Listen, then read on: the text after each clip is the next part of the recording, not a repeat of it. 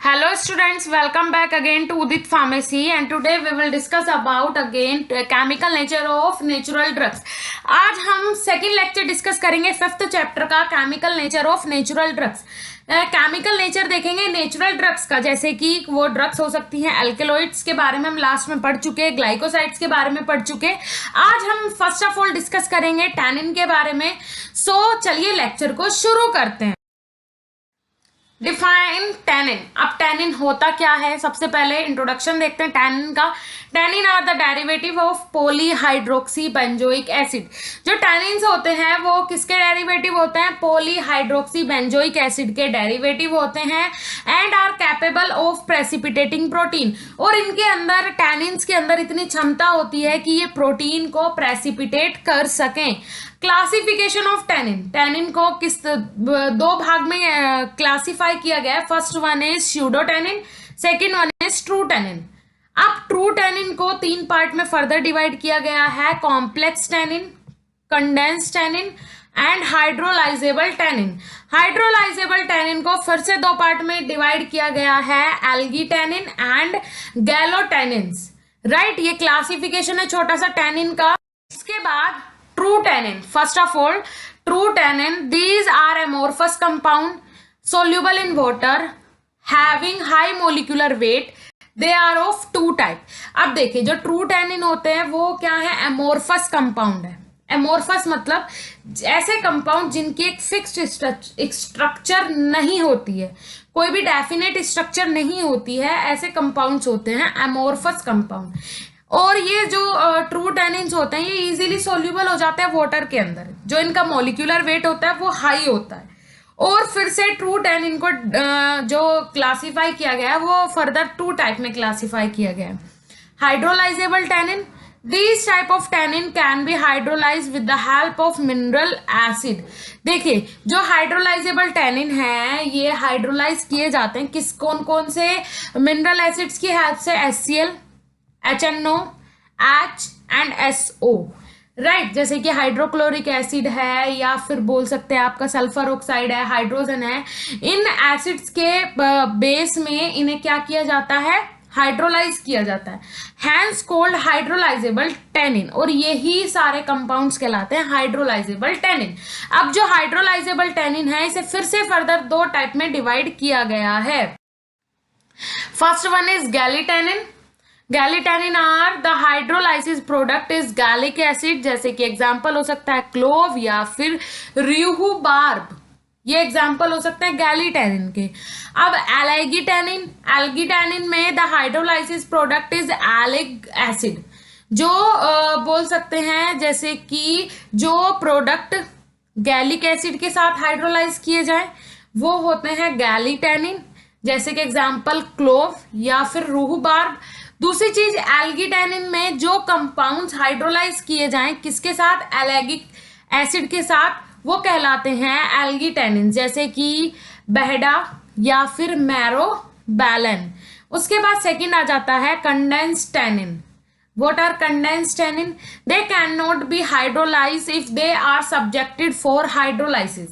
The molecules break down and the decomposition product phalobaphene is obtained and so they are known as phalobatannin. Phalobatannin is insoluble in water and red in color. Example catechu.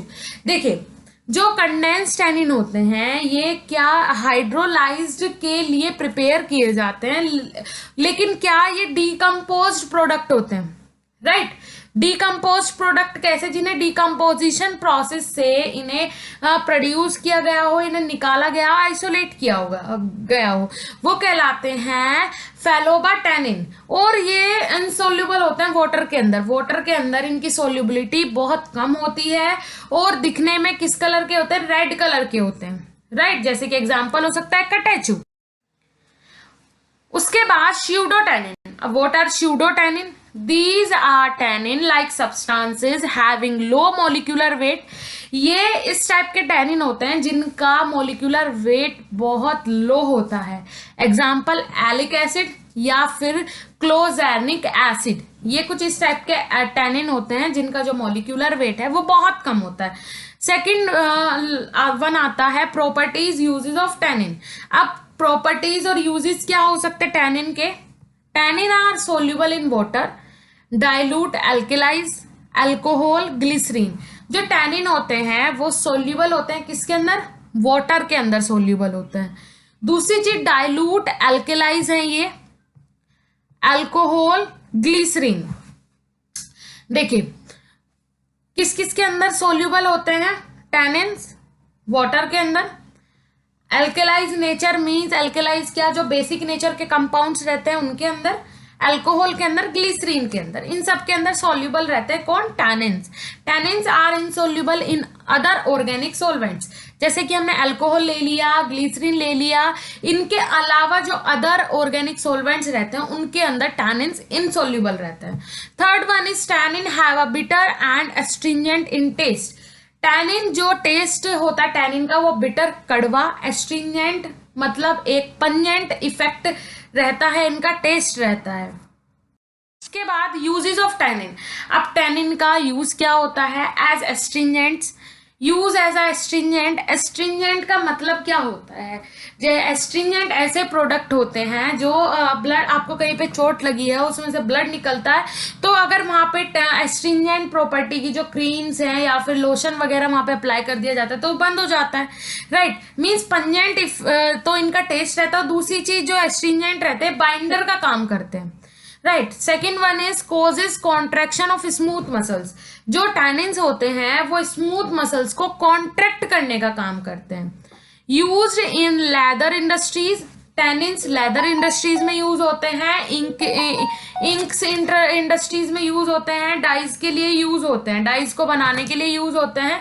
उसके बाद use in food processing. Food processing के लिए use हो सकते हैं, food ripening के लिए use हो सकते हैं, and in manufacturing of T, Coca.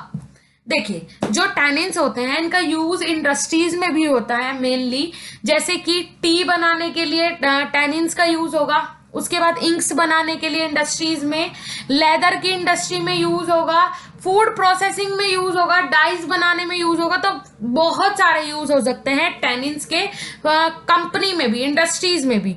उसके बाद in treatment of mouth and throat infection.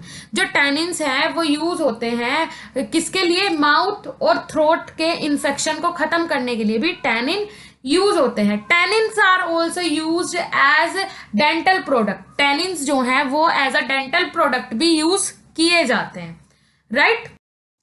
उसके बाद general chemical test for tannin. अब कुछ जनरल केमिकल टेस्ट देखते हैं टैनिन्स के, जैसे कि first one is gold beater skin test. Gold beater skin test में क्या किया जाता है? A piece of gold beater skin membrane of intestine of ox. देखिए ओक्स की जो इंटेस्टाइन होती है उसकी मैम्ब्रेन, स्किन की मैम्ब्रेन लेनी है, राइट। इंटेस्टाइन की स्किन की मैम्ब्रेन लेनी है। उसके बाद क्या ऐड करना है? ओक्स की इंटेस्टाइन की मेम्ब्रेन ले ली हमने, एक पीस ले लिया। उसके बाद उसमें 2% dilute HCl, 2% diluted hydrochloric acid डालना है, wash with distilled water. Dilute HCl डालने के बाद उसे अच्छे से डिस्टिल्ड वाटर से वॉश करना है। ऐड टैनिन सॉल्यूशन, लास्ट में उसमें टैनिन का सॉल्यूशन ऐड करना है। Allow it to react for 5 minute, 5 minute के लिए उसे रिएक्ट करने के लिए छोड़ देना है। एड 1% फेरस सल्फेट सॉल्यूशन, और लास्ट में उसमें 1% फेरस सल्फेट सॉल्यूशन का ऐड करना है, राइट। एक बार और रिपीट करते हैं। एक पीस लेना है किसका? किसी भी ओक्स की इंटेस्टाइन की मेम्ब्रेन का, ठीक है। इंटेस्टाइन की मेम्ब्रेन का एक पीस ले लिया। उसके बाद उसमें 2% डाइल्यूटेड HCl ऐड करेंगे। करने के बाद उसे थोड़ी देर बाद डिस्टिल वाटर से वॉश करेंगे। डिस्टिल वाटर से वॉश करने के बाद उसमें टैनिन सॉल्यूशन ऐड करेंगे। फिर उसे 5 मिनट के लिए रिएक्शन करने के लिए छोड़ देंगे। देन उसके बाद लास्ट में उसमें 1% फेरस सल्फेट सॉल्यूशन का ऐड करेंगे। उसके बाद जो ऑब्जर्वेशन मिलता है, जो हमें ऑब्जर्व हुआ, वो क्या हुआ? Brown to black colour show positive test for tannin. अगर ब्लैक टू ब्लैक मतलब कि आपको brown to black brown colour आया उसका और फिर धीरे धीरे वो ब्लैक की साइड जा रहा है, तो मतलब जो आपका टैनिन का टेस्ट था वो कैसा रिजल्ट दे रहा है, पॉजिटिव रिजल्ट दे रहा है, राइट। उसके बाद फेनाजोन टेस्ट। अब फेनाजोन टेस्ट में क्या करते हैं, 5 ml of aqueous drug extract plus 0.9 gram sodium acid phosphate, warm cool filter to get filtrate, add 2% phenazone solution. देखिए क्या लेना है, सबसे पहले 5 ml एक्वस ड्रग एक्सट्रैक्ट लेना है। जो ड्रग हम यूज कर रहे हैं, कौन सा यूज कर रहे हैं ड्रग, क्या कौन सा ड्रग के लिए कर रहे हैं, टैनिन, टैनिन का यूज हम करेंगे, तो 5 ml aqueous drug extract, aqueous form में ड्रग का एक्सट्रैक्ट लेंगे, उसमें 0.9 gram sodium acid phosphate add करेंगे, या तो वो फिर उसे वार्म करेंगे, देन उसके बाद उसे कूल करेंगे, फिर उसके बाद उसे फिल्टर करेंगे, गेट फिल्ट्रेट, हमारे पास एक फिल्ट्रेट आ जाएगा। क्या करना है, 5 ml एक्वस ड्रग सॉल्यूशन लेना है, उसके बाद उसमें 0.9 gram sodium acid phosphate add करना है, उसे गर्म करना है, दो केमिकल के जो बोल सकते हैं सॉल्यूशन को गर्म करना है, फिर उसके बाद उसे अच्छे से ठंडा करना है, फिर उसके बाद उसे फिल्टर करना है, तो हमारे पास एक फिल्ट्रेट आ जाएगा। उसके बाद ऐड 2% फिनाजोन सॉल्यूशन, लास्ट में 2% फिनाजोन सॉल्यूशन उसमें ऐड करना है। अगर कलर्ड प्रेसिपिटेट देखने को मिला तो मतलब ये पॉजिटिव रिजल्ट है कि उसके अंदर टैनिन प्रेजेंट है। Next one is casein test. Casein test, take drug extract of tannin solution and boil a dip match stick in it. देखिए सबसे पहले है एक्सट्रैक्ट लेना है हमें टैनिन का, उसे अच्छे से बॉईल कर लेना है और उसमें डिप करनी है एक मैच स्टिक। मैच स्टिक मतलब माचिस की एक तीली, उसमें क्या करनी है, ऐड कर देनी है ड्राई इन एयर, उसके बाद उसे हवा में सुखा देना है। Add a drop of concentrated HCl, उसके बाद कंसंट्रेटेड HCl की एक ड्रॉप उसमें हमें ऐड करनी है, ड्राई करने के बाद ऐड करनी है। अगर पर्पल और वोयलेट कलर दिखे तो वो क्या है, टैनिन है, टैनिन की प्रॉपर्टी शो कर रहा है, right. Fourth point is tannin with aqueous FeCl ferric chloride solution give blue, black और ग्रीन कलर। अगर कोई भी टैनिन है, कोई भी कंपाउंड है, उसे अगर फेरिक क्लोराइड के साथ रिएक्ट करवा दिया जाए और जो सॉल्यूशन है हमारा वो ब्लू, ब्लैक या फिर ग्रीन कलर दे, तो ये भी कंफर्म हो जाता है कि उसमें टैनिन की प्रॉपर्टी प्रेजेंट है। उसके बाद आ जाते हैं resins. What are resins? Resins are amorphous, translucent, solid or semi-solid or liquid substances usually obtained as an exudate from plant. Resin are either metabolic or pathological product. देखिए अब मैं आपको बता दूं, रेजिन्स आर एमोर्फस। एमोर्फस का मतलब क्या होता है, ऐसे सब्सटेंसेस जिनकी कोई डेफिनेट स्ट्रक्चर नहीं होती।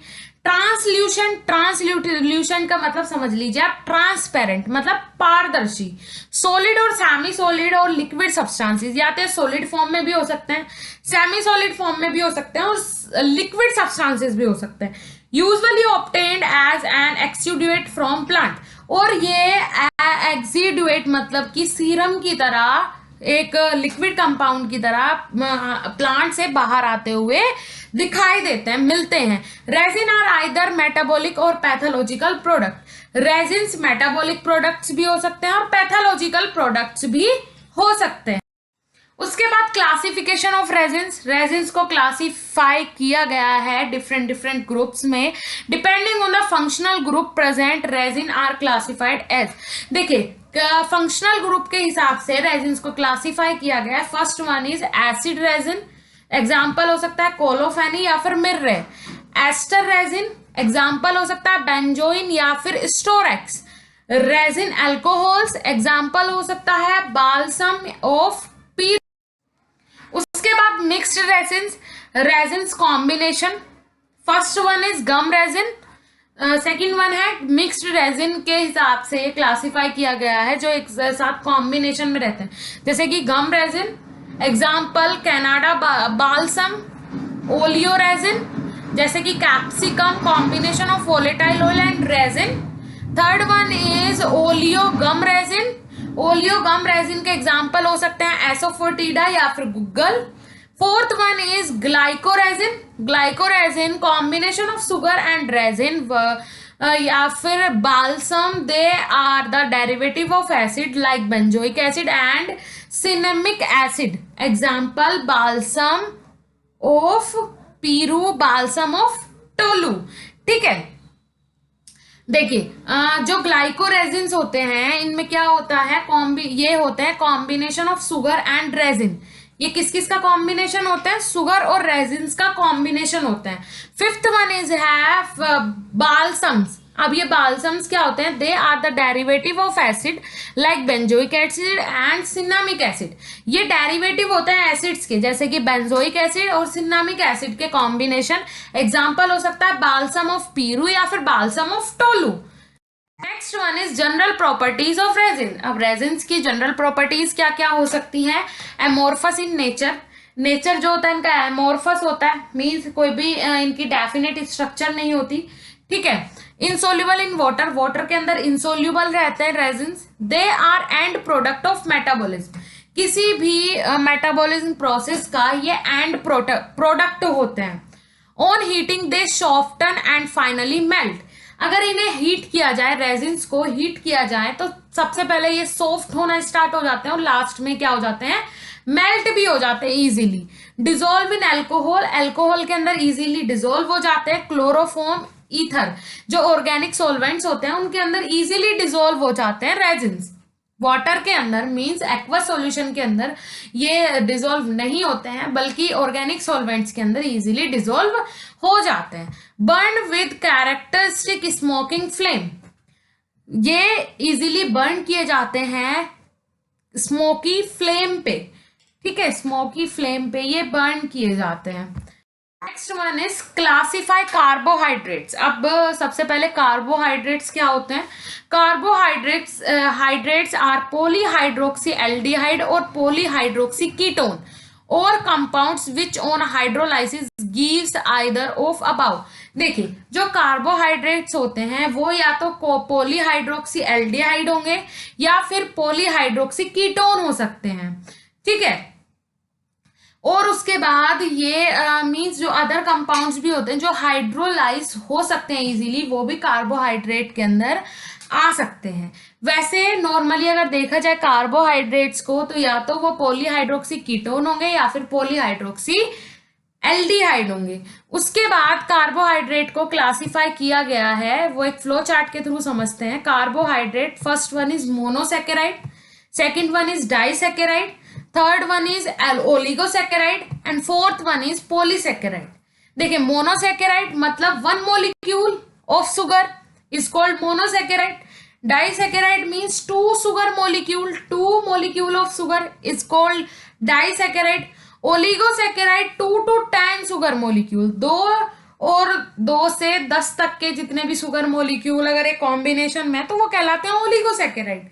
पॉलीसैकेराइड 10 और मोर सुगर मोलिक्यूल, 10 और 10 से ज्यादा सुगर मोलिक्यूल अगर एक साथ अटैच है तो वो कहलाते हैं पॉलीसैकेराइड। राइट, अब एग्जांपल देख लेते हैं। मोनोसैकेराइड में glucose have one sugar molecule, fructose is also have one sugar molecule, galactose। उसके बाद डाइसैकेराइड में सुक्रोज, जैसे कि glucose plus glucose is called sucrose या फिर glucose plus fructose called sucrose. Lactose, maltose, they all have 2 sugar molecule। Oligosaccharide में raffinose या फिर स्टेओज। पॉलीसैकेराइड में starch, glycogen, cellulose, these all are polysaccharide, means they have 10 or more sugar molecules called polysaccharide। उसके बाद gums and mucilage. Gums and mucilage क्या होते हैं, gums are pathological product form after any injury to the plant. देखिए जो gums होते हैं वो पैथोलॉजिकल प्रोडक्ट होते हैं formed after any injury to the plant। इसका क्या मतलब है, जैसे कोई भी गोंद का पेड़ है, आपने देखा होगा गम का पेड़ जिसे बोलते हैं, गोंद का पेड़ बोलते हैं, तो उसमें अगर आप कहीं पे भी अगर आपके पास चाकू है या फिर कोई भी ऐसी चीज है, आपने उसमें पेड़ में टच कर दिया, शाखा में उसकी टच कर दिया, तो उसमें से क्या एक लिक्विड और विस्कस फॉर्म का कोई मटेरियल बाहर आएगा। तो क्या कहने का मतलब क्या है, formed any injury to the plant, ऐसे प्रोडक्ट हैं अगर आपने कहीं भी उस पेड़ में टच कर दिया, मार दिया, तो बाहर निकलने लगते हैं। Second one is the plant containing schizogenous duct और gland can form the gums. देखिए जो ऐसे प्लांट जो सीजोजीनियस डक्ट का मतलब क्या होता है, मतलब कि जो प्लांट्स होते हैं उनमें स्पेस, इंट्रासेल्यूलर स्पेस जिनमें प्रेजेंट होता है, राइट, मतलब प्लांट के अंदर कुछ स्पेस प्रेजेंट हो उसे कहते हैं सीजोजीनियस डक्ट, और gland can form the gums, जिनके अंदर से गम्स जो है इजीली वो बाहर आते हैं, right. Next one is these duct and gland form and eliminate sticky semi solids. ये जो डक्ट्स होते हैं, सीजोजीनियस जो डक्ट होते हैं, यही एलिमिनेट मतलब बाहर निकालते हैं एक स्टिकी और सेमी सॉलिड लिक्विड को बाहर निकालते हैं, वही क्या कहलाता है, गम कहलाता है। These substances prevent entry of microbes through injured area. देखिए, और ये सब्सटेंसेस ही हेल्प करते हैं कि जहां पे भी इंजर्ड एरिया है प्लांट में, वहां से कोई भी माइक्रो ऑर्गेनिज्म एंटर ना हो। The process of formation and deposition of gum is known as gummosis and the product of gums example acacia gum या फिर ग्वार गम। देखिए जो ये प्रोसेस है पूरी किसकी, फॉर्मेशन की, बनाने की और डिपोजिशन की, गम को एक पोजीशन से दूसरी पोजीशन पे ले जाने की और गम को बनाने की, यही कहलाती है ग्यूमोसिस। और इन प्रोडक्ट्स का नाम हो सकता है, बहुत सारे एग्जाम्पल हो सकते हैं गम्स के, जैसे कि अकेशिया गम या फिर ग्वार गम, राइट। उसके बाद म्यूसिलेज। अब what are mucilage? Mucilage are physiological product and can be obtained along with any other constituent like trigacant mucilage। देखिए जो म्यूसिलेज होते हैं वो फिजियोलॉजिकल प्रोडक्ट होते हैं और ये ऑब्टेन किए जाते हैं किसी भी अदर कॉन्स्टिट्यूएंट से, ये बनते हैं जैसे कि ट्रिगाकैंट, mucilage.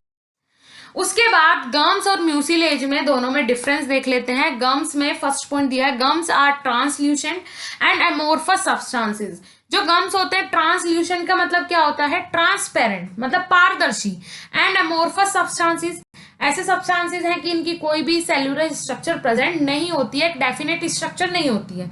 These are plant exudate, ये प्लांट से निकलने वाला एक सीरम है। सीरम मतलब एक लिक्विड और विस्कस फॉर्म का एक बोल सकते हैं एक एक्सट्रैक्ट है जो बाहर निकलता है। उसके बाद म्यूसिलेज आर प्लांट प्रोडक्ट। जो म्यूसिलेज होते हैं वो प्लांट प्रोडक्ट्स होते हैं। These are present in the cell. ये जो प्रोडक्ट होते हैं म्यूसिलेज, ये प्लांट सेल के अंदर प्रेजेंट होते हैं। Next point of gums, these are pathological product. Gums are the pathological product. Pathological product मतलब ये रोग निवारक प्रॉपर्टी रखने वाले पदार्थ होते हैं। Mucilage, these are normal product. Mucilage जो होते हैं वो नॉर्मल प्रोडक्ट्स होते हैं। Gums no red colour with ruthenium red. जो गम्स का कलर होता है वो बिल्कुल लाल नहीं होता है बल्कि रेट्यूनम रेड। रेट्यूनम रेड मतलब थोड़ा पिंकिश या फिर कभी कभी ऐसा लगेगा डार्क ऑरेंज कलर, या फिर थोड़ा पिंकिश होता जाएगा, धीरे धीरे वो रेड होता जाएगा। इस तरीके के कलर प्रेजेंट होते हैं गम्स के। यहाँ पे जो म्यूसिलेज होता है red colour with ruthenium red. Mostly जो म्यूसिलेज होते हैं वो रेड कलर के होते हैं, लेकिन कभी कभी इनका कलर भी चेंज होके र्यूटेनम रेड में कन्वर्ट होता है। एग्जाम्पल हो सकता है गम्स का गम अकेशिया, अकेशिया गम, और एग्जाम्पल हो सकता है म्यूसिलेज का ट्रिगाकैंथ म्यूसिलेज। देन उसके बाद आ जाते हैं enzymes. What are enzymes? Enzymes are the chemical substances which catalyse various biochemical reaction. Example papain, yeast, dry yeast. देखिए जो एंजाइम्स होते हैं मैं आपको बता दूं एंजाइम का क्या काम होता है। देखिए दो चीजें होती हैं आपकी किसमें, जैसे कि कोई भी रिएक्शन है तो उसमें दो चीज होती है। सबसे पहले एक सबस्ट्रेट, राइट, प्लस आपका सेकंड वन होता है, फिर से आप ये बी फॉर्म में ले लीजिए सबस्ट्रेट, और इज इक्वल टू क्या बन जाता है आपका, प्रोडक्ट बन जाता है, राइट। अब यहाँ पे इस रिएक्शन को करवाने के लिए एक एरो लगाया जाता है इस टाइप से, और इसके ऊपर क्या होता है रिएक्शन को करवाने के लिए, कैटलिस्ट, राइट। अब यही रिएक्शन से मैं आपको समझा देती हूँ, जो ये सबस्ट्रेट है, ये सेकंड सबस्ट्रेट है, इन दोनों को प्लस करके एक प्रोडक्ट हमें बनाना है, राइट। हमारे पास एक प्रोडक्ट है, और इस प्रोडक्ट के बनाने के लिए जो रिएक्शन करवा रहा है वो कौन है हमारे लिए, कैटलिस्ट, ठीक है। That's a important point, catalyst. तो यहाँ पे देखिए, enzyme are the chemical substances which catalyst various biochemical reaction. देखिए जो एंजाइम होते हैं वो क्या एज अ कैटलिस्ट काम करते हैं। बॉडी के अंदर बहुत सारी बायोकेमिकल रिएक्शन करवाने के लिए एंजाइम की जरूरत पड़ती है। ऐसे ही नॉर्मल कोई भी रिएक्शन देख लीजिए, कोई भी केमिकल रिएक्शन आप ले लीजिए, उसमें बिना कैटलिस्ट के प्रोडक्ट बनना इम्पॉसिबल है। ऐसे ही बॉडी के अंदर एक प्रोडक्ट से दूसरे प्रोडक्ट में कन्वर्ट होने के लिए एंजाइम की जरूरत पड़ती है, राइट। एंजाइम के बिना कोई भी बायोकेमिकल रिएक्शन होना बॉडी के अंदर इम्पॉसिबल है, राइट। अब देखते हैं कुछ क्लासिफिकेशन किसकी, एंजाइम की क्लासिफिकेशन देखते हैं। First one is oxidoreductase. Oxidoreductase they catalyst oxidation reduction reaction, example tyrosine. अब देखिए जो ऑक्सीडोरिडक्टेज हैं ये ऑक्सीडेशन रिडक्शन रिएक्शन करवाने के लिए हेल्प होते हैं, जैसे कि टायरोसिनेज एग्जाम्पल हो सकता है ऑक्सीडोरिडक्टेज का, टायरोसिनेज। अब आ जाते हैं ट्रांसफरेज। ट्रांसफरेज में जो ट्रांसफरेज एंजाइम होते हैं, एंजाइमेटिक रिएक्शन होती है, दे कैटलिस्ट ट्रांसफर रिएक्शन। ये कौन सी रिएक्शन करवाने में काम आते हैं, ट्रांसफर रिएक्शन। एक जगह से दूसरी जगह अगर कोई भी कंपाउंड को ट्रांसफर करना है, उसके लिए कोई भी बायोकेमिकल रिएक्शन वहां पे होनी है, तो वहां पे कौन से एंजाइम काम आते हैं, ट्रांसफरेज। जैसे कि एग्जांपल हो सकता है transfer of group, example hexokinase. उसके बाद हाइड्रोलाइज। हाइड्रोलाइज दे कैटलिस्ट हाइड्रोलाइटिक रिएक्शन। ये कैसी हाइड्रोलाइटिक रिएक्शन करवाने में काम आता है, जैसे कि स्ट्रेस या फिर फॉस्फेज। फिर उसके बाद लाइएज दे कैटलिस्ट क्लीवेज रिएक्शन। ये क्लीवेज रिएक्शन कराने के काम आते हैं। लाइएज देख, जैसे कि एक सेल है, सेल के अंदर लाइसोसोम प्रेजेंट होता है। लाइसोसोम का काम क्या होता है, lysosome dustbin of the cell, cell का डस्टबिन होता है। ऐसे ही लाइएज रिएक्शन क्लीवेज रिएक्शन के काम आते हैं। मतलब बॉडी के अंदर अगर किसी भी कंपाउंड को क्लीन करना है, वहां से हटाना है, तो उसके लिए बायोकेमिकल रिएक्शन होती है हटाने के लिए, तो वहां पे लाइएज एंजाइम यूज होते हैं, जैसे कि एल्डोलेज या फिर कार्बोक्सिलेज। कार्बोक्सिलेज एंजाइम यूज होता है। उसके बाद आ जाते हैं आइसोमेरेज। आइसोमेरेज में दे कैटलिस्ट आइसोमराइजेशन रिएक्शन। जो आइसोमराइजेशन रिएक्शन करवाने के काम आए वो कहलाते हैं आइसोमेरेज, जैसे कि एग्जांपल हो सकता है एपीमरेज। उसके बाद लीगेज। लीगेजेस कैसे एंजाइम होते हैं, these enzyme catalyst the formation of bond. जो बॉन्ड के फॉर्मेशन को कंप्लीट करे वो कहलाते हैं लीगेज, जैसे कि एग्जांपल हो सकता है डीएनए लीगेज, राइट। उसके बाद vitamins. What are vitamins, vitamins are the organic compound which are found in natural food stuff and essential for normal growth and metabolic function of the body. Vitamins जो होते हैं ये organic compounds होते हैं जो कहाँ नेचुरली भी मिलते हैं और फूड स्टफ में भी मिलते हैं, and essential for normal growth and metabolic function of the body. और ये एसेंशियल होते हैं नॉर्मल ग्रोथ करवाने के लिए बॉडी की, और फंक्शन बॉडी के जो फिजियोलॉजिकल फंक्शन होते हैं, मेटाबॉलिक फंक्शन होते हैं, उन्हें करवाने के लिए विटामिन्स एसेंशियल होते हैं, जरूरी होते हैं। क्लासिफिकेशन में देखते हैं fat soluble vitamins, vitamin A, D, E and K. ये सारे क्या है, फैट सोल्यूबल विटामिन है। Vitamin A is a fat soluble vitamin, vitamin D, vitamin E, vitamin K are the fat soluble vitamin. अब देखते हैं कुछ water soluble vitamin. Water soluble vitamin सबसे फर्स्ट है विटामिन सी, जिसे एस्कॉर्बिक एसिड भी बोलते हैं, राइट। जो नींबू के अंदर मिलता है। उसके बाद विटामिन बी, जिन्हें कॉम्प्लेक्स ग्रुप भी बोला जाता है। विटामिन में कॉम्प्लेक्स ग्रुप में कौन से विटामिन आते हैं? Vitamin B. अब विटामिन बी के बहुत सारे पार्ट हैं, बहुत सारे टाइप हैं। First one is thiamine, vitamin B. उसके बाद रिबोफ्लेविन, विटामिन B2। उसके बाद niacin, vitamin B3। Pyridoxine, vitamin B6। उसके बाद फैंटोटेनिक एसिड, विटामिन बी। उसके बाद biotin, this is also the part of vitamin B. Folic acid, vitamin B12। उसके बाद लिपोलिक एसिड, जिसे पाबा भी बोलते हैं।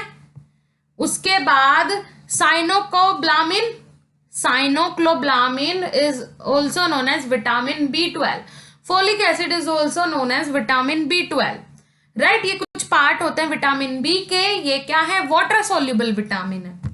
Right, okay guys, so thank you so much. आज का ये वीडियो लेक्चर आपको कैसा लगा? नीचे कमेंट सेक्शन में कमेंट करके जरूर बताइएगा गाइज। ओके, सो अभी 5th चैप्टर का एक और वीडियो लेक्चर जाएगा। मैंने बोला था कि पार्ट 2 में कंप्लीट हो जाएगा, लेकिन अभी ये लेक्चर 3rd में कंप्लीट होगा। 5th चैप्टर लेक्चर 3rd भी जाएगा अभी इसका। ओके गाइज, तो जल्दी मिलेंगे नेक्स्ट वीडियो लेक्चर के साथ। तब तक के लिए धन्यवाद, नमस्कार।